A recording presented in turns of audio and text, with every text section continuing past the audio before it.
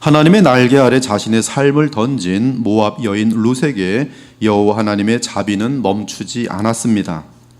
사실 룻을 향한 하나님의 자비는 무한하였습니다. 즉 룻이 믿음으로 얻은 복은 이 땅에서의 안정되고 풍성한 산뿐이 아니었습니다.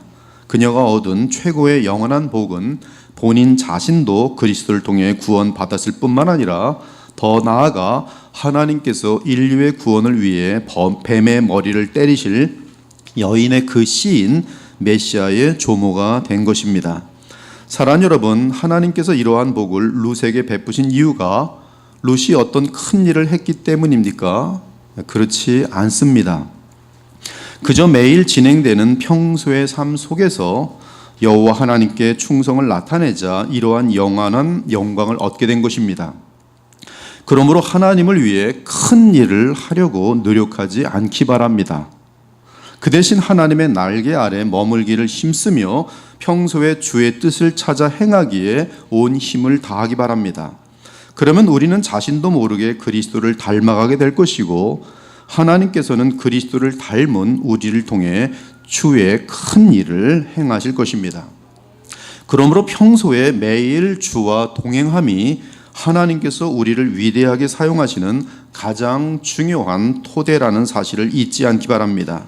이에 바울이 이렇게 증언합니다. 큰 집에는 금그릇과 은그릇뿐 아니라 나무 그릇과 질그릇도 있어 귀하게 쓰는 것도 있고 천하게 쓰는 것도 있나니 그러므로 누구든지 이런 것에서 자기를 깨끗하게 하면 귀히 쓰는 그릇이 되어 거룩하고 주인의 쓰임에 합당하며 모든 선한 일에 준비함이 되리라. 우리는 그리스도 안에서 결코 차별을 두어서는 안 됩니다.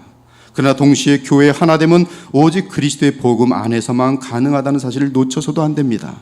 그리고 그리스도의 몸된 교회에 속한 것은 오직 믿음으로 됩니다. 누구든지 오직 복음과 함께하는 성령의 역사로 인해 성령의 세례를 받아야만 그리스도의 몸에 속할 수가 있습니다. 그러므로 그리스도의 공동체에 속하기 위해 룻처럼 주 예수 그리스도를 영접하고 그분께 나의 남은 삶을 의탁하여야 하는 것이. 사랑하는 여러분, 여러분은 여러분의 죄값을 치러줄 구속자를 만나셨습니까? 우리 주 예수 그리스도는 우리의 영원한 리디머, 곧 구속자이십니다. 지금 같은 단어예요. 고엘, 가알, 지금 정확히 같은 단어입니다. 리디머, 돈을, 우리의 죄의 빚을 탕감하기 위해 돈을 지불했다는 뜻이에요. 예수께서는 여러분의 죄값을 탕감하여 지불하셨고 자기의 피로 여러분의 죄값을 지불하셨어요. 이 사실을 아십니까? 우리가 만일 공의로운 하나님의 율법 앞에서 죄값을 치르지 않으면 우리는 영원한 저주를 받아야 합니다. 그 저주는 영원한 멸망이며 지옥 형벌입니다. 아무리 작은 머리털만한 죄 하나가 있더라도 지옥에 떨어지기에 분명합니다.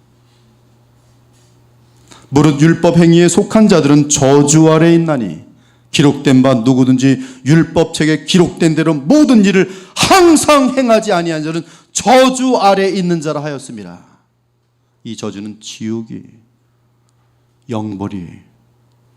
율법을 완전히 항상 완벽하게 마음으로부터 입술까지 모든 삶이 날 때부터 죽는 그 순간까지 단 한 번의 죄가 없어야지만이 저주에서 벗어날 수 있어요.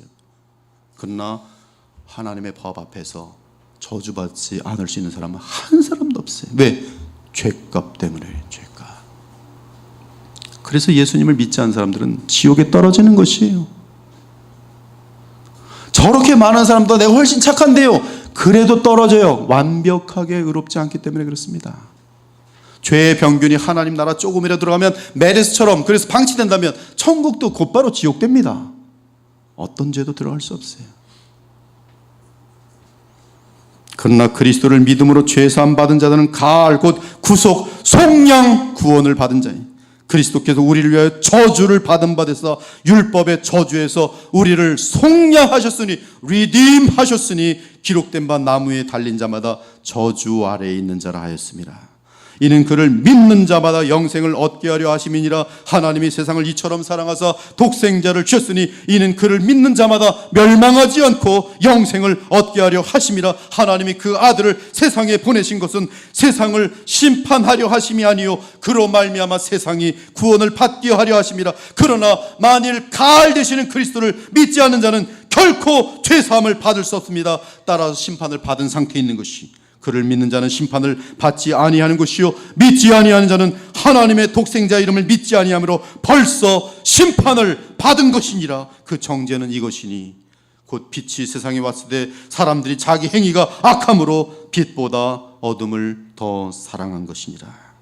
그러므로 우리의 죄값을 위해 영원한 구원이 되신 우리 주 예수 그리스도를 신속히 믿고 영접하기 바랍니다.